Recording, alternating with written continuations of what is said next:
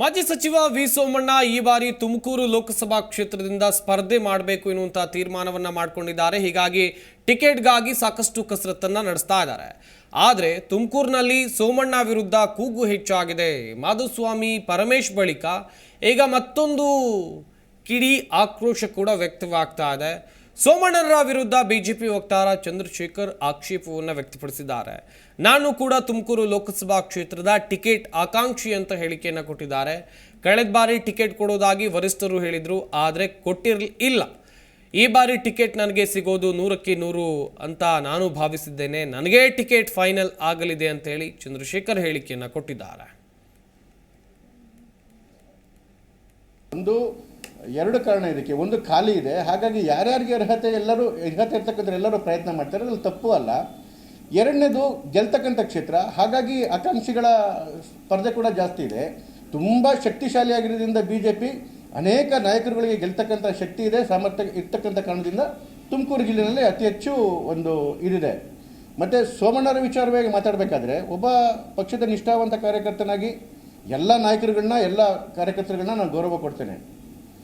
ಆದರೆ ನಮಗೆ ಒಂದು ನಮ್ಮ ಜಿಲ್ಲೆಯವರಾಗಿದ್ದು ನಮ್ಮ ಜಿಲ್ಲೆಗೆ ಒಂದು ಅವಕಾಶ ಸಿಗಲಿ ಅಂತಕ್ಕಂಥದ್ದು ಎಲ್ಲರ ಭಾವನೆ. ಅದರ ಜೊತೆಲಿ ನಮಗೂ ಒಂದು ಭಾವನೆ.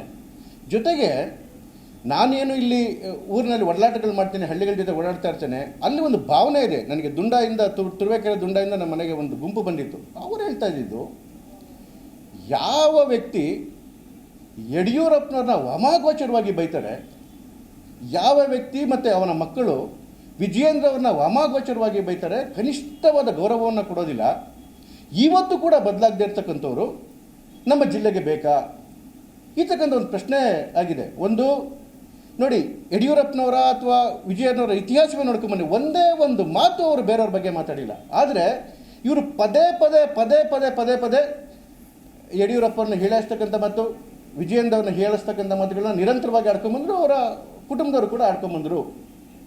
ಇಂತಹ, ಯಾಕೆಂದರೆ ತುಮಕೂರು ಜಿಲ್ಲೆ ಏನು ಯಡಿಯೂರಪ್ಪನವ್ರನ್ನ ಆರಾಧನೆ ಮಾಡ್ತಕ್ಕಂತಹ ಜಿಲ್ಲೆ, ವಿಜಯೇಂದ್ರ ಅವರಿಗೆ ಗೌರವ ಕೊಡ್ತಕ್ಕಂತಹ ಜಿಲ್ಲೆ. ಈ ಜಿಲ್ಲೆಯಿಂದ ಏನಾದರೂ ಆರಿಸಿ ಹೋದರೆ ನಾಳೆ ವಿಜಯೇಂದ್ರ ಅವರ ಭವಿಷ್ಯಕ್ಕೆ ಮುಳ್ಳಾಗ್ತಾರೆ, ಅವರಿಗೆ ಅಧಿಕಾರ ಸಿಗ್ತದೆ ಅಂತಕ್ಕಂಥ ಭಯ ಕೂಡ ನಮ್ಮ ಸಾಮಾನ್ಯ ಜನರಲ್ಲಿದೆ. ಯಾಕೆಂತ ಹೇಳಿದ್ರೆ, ಅವರ ರಾಜ್ಯಾಧ್ಯಕ್ಷ ಆದಾಗಲೂ ಇವರಿಗೆ ಅಭಿನಂದಿಸಬೇಕು ಅಂತ ಅನ್ನಿಸ್ಲಿಲ್ಲ. ಇವತ್ತು ಕೂಡ ಅದೇ ದ್ವೇಷ ಅವರು ಹೊಂದಿದ್ದಾರೆ. ಇದು ಜನಸಾಮಾನ್ಯರ ಮನಸ್ಸಲ್ಲಿ ಇರ್ತಕ್ಕಂಥದ್ದು. ಅವ್ರಿಗೆ ಅಧಿಕಾರ ಸಿಕ್ಕಿದ್ರೆ ವಿಜಯೇಂದ್ರ ಅವರಿಗೆಲ್ಲ ಮಗ್ಗಲ ಮುಳ್ಳಾಗ್ತಾರೆ ಅಂತಕ್ಕಂಥದ್ದು ಒಂದು ಭಯ ನಮ್ಮ ಜಿಲ್ಲೆಯ ಜನಗಿದೆ. ಎರಡನೇದು, ಇದೇ ಇವರು ಸಿದ್ಧಗಂಗಾ ಮಠದ ಬಗ್ಗೆನೂ ಸಿದ್ಧಗಂಗಾ ಸ್ವಾಮೀಜಿ ಬಗ್ಗೆನೂ ಬಹಳವಾಗಿ ಹಗುರವಾಗಿ ಮಾತಾಡಿರ್ತಕ್ಕಂಥದ್ದು ಕೂಡ ನಮ್ಮ ಜಿಲ್ಲೆಯ ಜನನ ಮನಸ್ಸಿನಲ್ಲಿ ತುಂಬ ನೋವನ್ನು ಉಂಟು ಮಾಡಿದೆ. ಒಂದು, ಇಲ್ಲಿನ ಏನು ಮಣ್ಣಿನಲ್ಲೇ, ಈ ತುಮಕೂರು ಮಣ್ಣಿನಲ್ಲೇ ಅದ್ಭುತವಾದ ಶಕ್ತಿ ಇದೆ. ಅಲ್ಲಿ ಹುಟ್ಟಿರ್ತಕ್ಕಂಥ ವ್ಯಕ್ತಿಗಳಿಗೇನೇ ಇಲ್ಲಿ ನಿಂತು ಬೆಳೀತಕ್ಕಂಥ ಅದ್ಭುತವಾದ ಶಕ್ತಿ ಇದೆ. ಹೊರಗಿನವರ ಅವಶ್ಯಕತೆ ನಮ್ಗೆ ಯಾವತ್ತೂ ಬಂದಿರಲಿಲ್ಲ, ಮುಂದೆನೂ ಬರೋದಿಲ್ಲ. ಇಡೀ ದೇಶಕ್ಕೆ ನಾಯಕತ್ವವನ್ನು ಈ ಮಣ್ಣು ಕೊಟ್ಟಿದೆ. ನಮಗೆ ಹೊರಗಿನವರ ಅವಶ್ಯಕತೆ ಇಲ್ಲ ಅಂತಕ್ಕಂಥದ್ದು ಎಲ್ಲರ ಜನರ ಭಾವನೆ. ಜೊತೆಗೆ ನಾನು ಹೇಳಿದಷ್ಟು ಕಾರಣಗಳು.